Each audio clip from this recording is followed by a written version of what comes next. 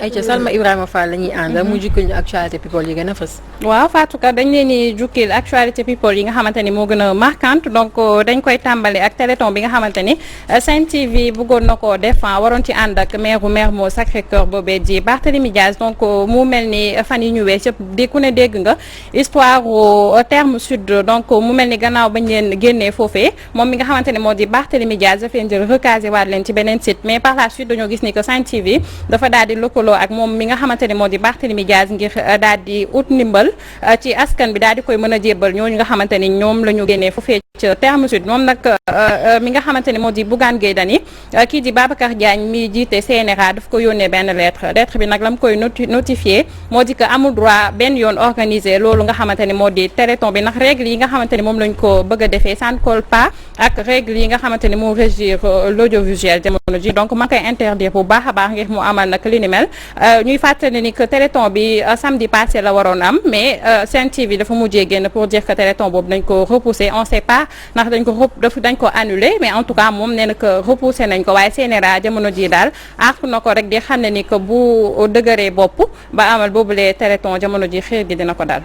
xam nga moom la téléthon yi fi daan règle boobu xanaa nekkul fi woon. man sax loolu laa bëggoon laaj. man loolu laa bëgg laaj. parce règle yooyu parce que Sen TV yàgg nañ def téléthon te mu fi daan am ay téléthon ñii di def fii 2S def na ko fii Sen TV def na RTS def na fi ñoom ñëpp bi ñuy def seen téléthon boobu. damay naan ndax règle bii Babacar Diagne di wax. ndax règle boobu mu ngi fi woon. parce que ça loolu dafa. peut-être dafa am yeneen règles yu bees ñu génne. yu bees yoo xam ne ñoom ñoo ko génnee. dañ ko génnee xanaa temps yi. mën na nekk. waaw mais nañu génneel règle bi. nañu génneel règle bi. moom la règle mooy lan. waaw mooy Babacar Diagne. waaw retraité na depuis 3-4 ans. Babacar Diagne contrat spécial lay dundee. au niveau du CNRA. Babacar Diagne moo war a. waaw léegi voilà Babacar Diagne ànd na ak Abdou Diouf. Babacar Diagne ànd na ak Abdoulaye Wade. Babacar Diagne ànd na ak Macky Sall. Babacar Diagne moo fi war a jóge autant que Alioune Sarr autant que xaw ma lan ki nekk fédération bi Augustin autant ñoom ñëpp ils doivent dégager parce que ça fait longtemps qu'ils sont là. D'autres Sénégalais qui sont là doivent pouvoir gérer ce pays-là dans tous ces domaines d'intervention. C'est tout.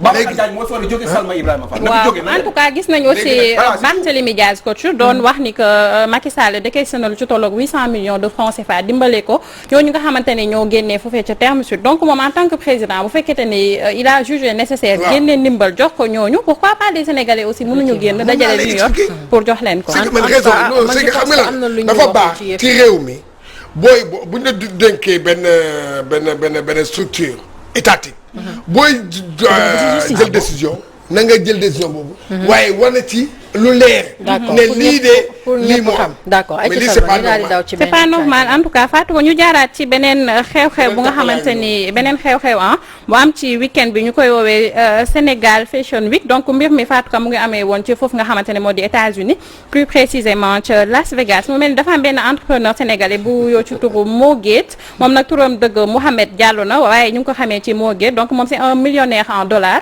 bu ñu koy xayma nag en francs CFA mën nañoo jàpp ni c'est un milliardaire yor koppar gu takku lool donc ci occasion wu anniversaire am la woon mu daal di regrouper waykat yi waaye it ñi nga xamante ne dañuy yëngu ci wàllum théâtre ñu ci mel ni ñoom Saneex waykat yi nemmeeku nañ fa ñi nga xamante ne ñoo di Ndiolé Tall Aïda Samb Salam Diallo et consorts y avait aussi Viviane Chidid Ndour donc ñu dem ba foofu nga xamante ne moo di Las Vegas donc couturier yi dañoo waroon a wane li nga xamante ne moo di seen ay œuvres mais permettre aussi sénégalais artistes yi ñu ñëw ñoom it sur scène ngir mën a jëmmal loolu nga xamante ne moo di bis bi mais par la suite dañoo gis ay mbir yu doy waar yu nga xamante ni am na fa ba ki nga xamante ni moo di Viviane Chidid Ndour daal di mujjee jëlaat avion bi ñibbisiwaat xaaru fa sax li nga xamante ni moo di prestation bi ñenn ñi ni que dafa am problème entre moom ak Mo Gates Mo Gates daf ko humilier entre autres donc version yi bëri woon na mais ñun pour am la bonne version jéem nañu jot ki nga xamante ne moo di Tange Tandian mi nga xamante ne il était sur les lieux donc jot nañ ko dem si guddi Charles bu mbir mi jàppandiwee rek maintenant ñëpp melu ñuy moom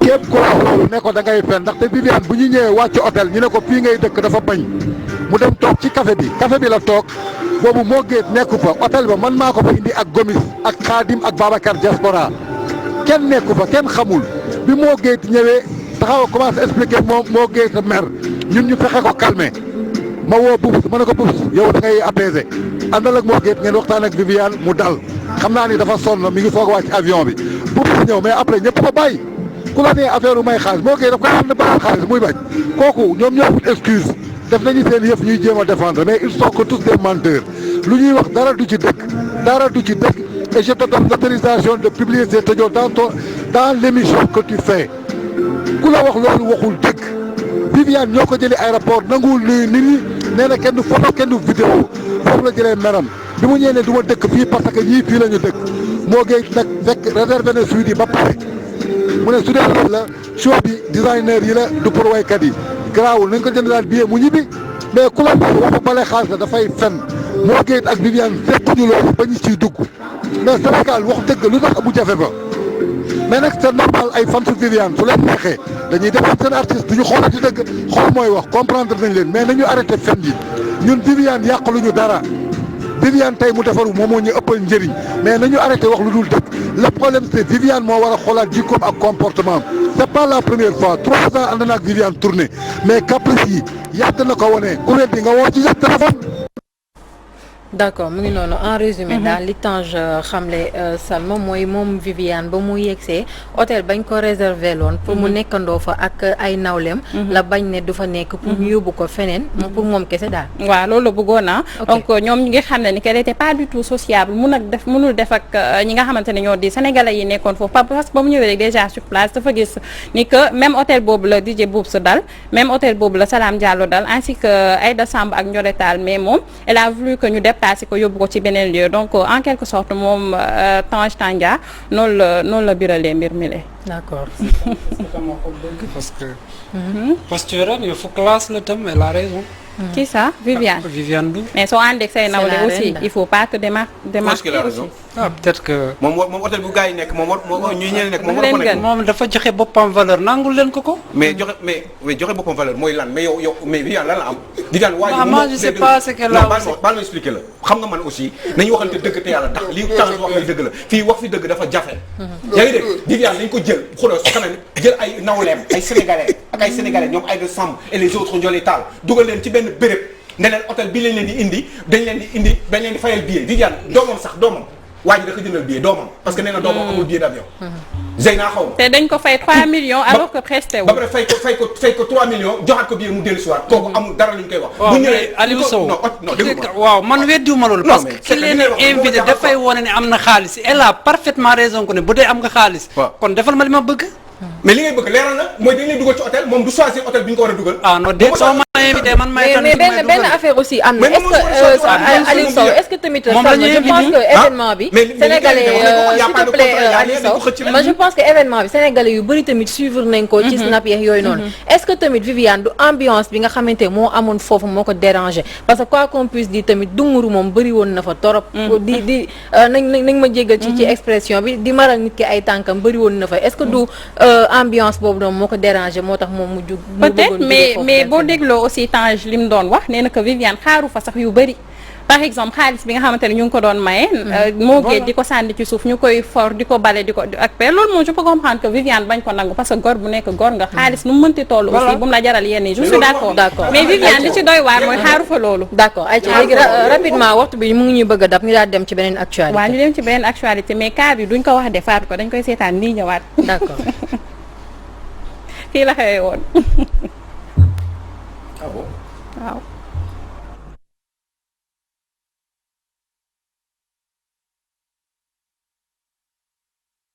mais kii yow Cheikh yow dama faale yow xam nga xamante ne waaye non waaye non bàyyi mu tais-toi mais comment tu es trop petit pour me faire taire. Maître, s'il vous plaît. Tu es trop petit pour me faire taire. Maître, s'il vous plaît. Maître, il faut qu'on recadre le débat.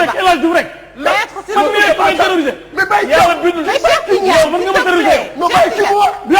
Cheikh Tidiane. Tu es trop petit pour me le dire. S'il te plaît. Tu es trop petit pour me le dire. Trop petit. Tais-toi. Maître, s'il vous plaît. Kii nu taxaw naa bàyyi kii mu wax. Maître. mais mu dëkkal droit ma bàyyi kii mu wax. Merci. yow yaay kan. Tu es petit pour me le dire.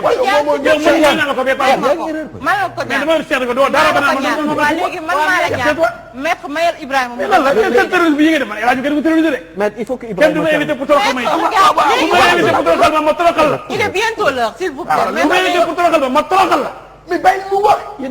Cheikh Tidiane il faut que nga noppi tamit. tëjuma ko. mais Gomis ko tëj loo ci mën. Gomis jugal fële. bàyyi doon jugal fële. da ngeen xaw a bokk tempérament. sérieux ba léegi mën nga ñaan la ba ñaan. maître na wax waaw. mais donc mais gaara wala mu ama. non mais bàyyi ko bàyyi ko nag mu wax. mais faut pas que ma tàgg. d'accord maintenant laissez-le développer. waaw mais maître yoroo parole nag léegi. yoroo parole waaw maître Ibrahima. mais est-ce que je l'ai attaqué moom. waaw s'il vous plaît. est-ce que je l'ai attaqué vraiment. s'il vous plaît. mu ne ma booy production nga ma bàyyi.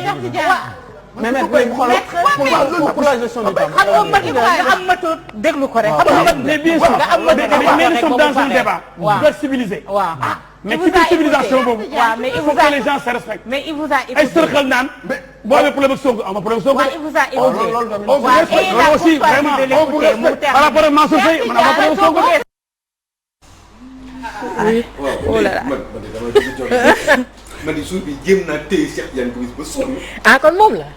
muy yow.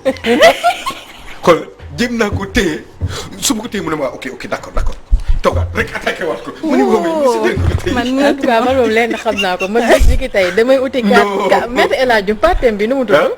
PT xaw ma wala. xaw ma lan waaw. PT xaw ma lan. damay dem uti carte de membre maa ngi si Maître El Hadji Diouf bés ni ki tey Maître El Hadji Diouf yaa wóor daal yaay ki wóor man daal maître bëgg naa ko. ne ko tais-toi mu ne ko yow tamit tais-toi. léegi doo leen bàyyi Cheikh Tidiane ko man. waaw lan ngeen jotee doo ñu expliquer histoire bi lan la. yéen ay vrai compliqué. man lii fàttali naa ko sax. yow nii doo ci kii. yow moo fi daal tapé ay dossiers léegi expliqué ñu. xam nga week-end bi yëpp nag quoi qu'on puisse dire réseaux sociaux yi yëpp vidéo bi moo si. non lii dafa neex mais ñun ba tey xamuñu qu'est-ce qui s'est passé loolu lañ bëgg a xam lu xew.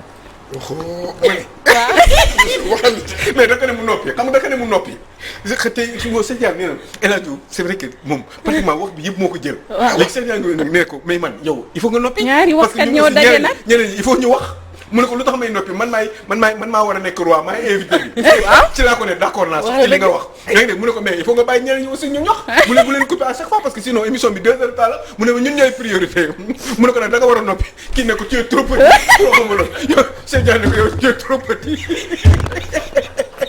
kii xas ko kii xasaan. tëjee sa gémmiñ mu ne ko tëjee sa gémmiñ. mu ne ko tëjee sa gémmiñ. léegi après coow li yaa Maître El Hadji Diouf déggante waatoo leen entre temps. waaw fee mi nga war a gis. affaire bi xam lu ñuy wax. non sama xarit la ko. fee bi loolu lay wax ay xarit lañ. dama bëgg ko cheval. jéggal léegi mais lii dafa neex. en tout cas ndax lu si mënti am na Ramatoulaye Sarr ñu ngi koy masawu bu baax a baax parce que lii dafa metti. ñu ngi koy masawu bu baax dafa mel ni xam man dama ragal ci biir wax bi. ñu songoo wala ñu songoo. ay ca Salma rek dem ci beneen actualité très rapidement wax bi def nañu. c'est génial. ci kan la ñuy tëjee Salma.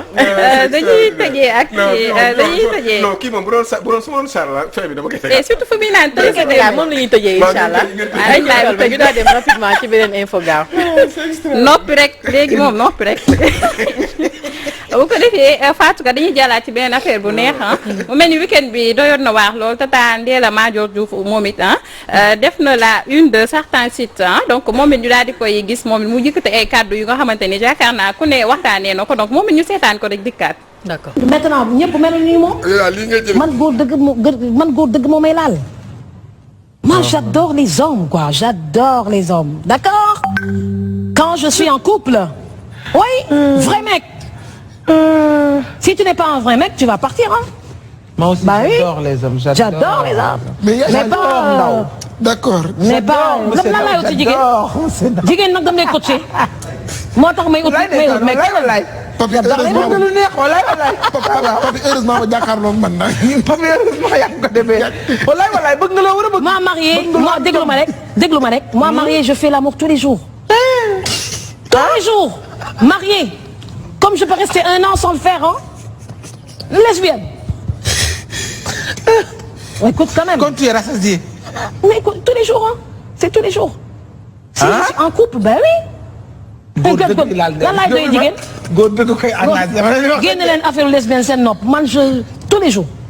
kooku mënulee sax buy egsi. ah. ben oui. ku ko mën ñëwal. ku ko mënul toog. caaxaanewu ma ko sax. mais chaque jour maa ngi sonn. caaxaanewu ma. mi ngi noonu ah ku nekk ah na nga ko sentir rek ah. waaw parce que tamit nag. fii nit ki naka ndax lesbienne nga tamit. nee na soo ko mënulee. bu egsi waaw. elle a été juste sincère. elle a été sincère. mais lenn rek laa ko bëggoon laaj mooy waa léegi xam nga ku mel noonu d'habitude ah ku mel noonu ça veut dire que bëgg nga bagage yi. bëgg nga quoi. affaire yi soxla nga ko. waa léegi moment bi nga marié wu nan ngay def. nee na quand elle est mariée elle le fait. si elle est pas mariée. waaw nee na elle peut rester 1 an sans le bien faire. mais après 1 an qu'est-ce qu'elle fait. en tout cas après 1 an mooy continuité bi rek plus d'1 an bu marié wul elle ne le fait pas. quand on a l'habitude de faire l'amour quand on est habitué à faire l'amour toog benn diir te defuloo ko. boo amul jëkkër man xaw ma nan ngay def parce que ça veut dire que sa yaram moo koy laaj. ça veut dire que da nga ko soxla donc man question boobu rek laa laaj bu sëyul au-delà de 1 an comment nan lay wutee ay solution nan lay def. dinañ ko indi fii mu tontu. en tout cas def na un coup d'œil à un certain Tafsir Diatara. waaw voilà def na ko un coup d'œil nee na dafa jàpp coppateem. et on espère que dina ko wuyu si incha allah. waaw mais kii naa trop. waaye daal c'est bien défendu. parce que tamit nit ñi nga tiim ko jigéen ak kilifa ak moom ni mu toll nga koy wax ndax lesbienne la tamit nag. réponse bi tamit il fallait s'y attendre waaw il fallait que mu tontu li ma neex si moom elle est transparente. c'est-à-dire li mu sentir loolu lay wax après sénégalais yi nee na que sénégalais yi génnaan na mu def benn direct pour dire que sénégalais yi dañu coincé ba. bu ñu waxee li ñuy xalaat après dañ leen ci mere. dafa am beneen bu des Salma. non dafa mel ni dafay jeex. foofu lañ koy ndax keppee waa. on applaudit beaucoup sa sincérité quand même. dama waaw ay ca Salma je pense que am na lu des de xam naa da nga jëlul sa café moo tax. ah waay ñu war a wane. kan pour nit ñi xam ko. Adama Ndaw Damas waaw nañ ko wane nit ñi xam ko waaw kay yow kii jonga mën a kat tarkala macha allah. coach Adama Ndaw Damas moo nekk nii. ah voilà ndeysaan elle est trop jolie Damas a ngi nii macha allah. voilà. waaw kañ Adama Ndaw a ngi nii. suñu Damas yal na la yàlla sàmm.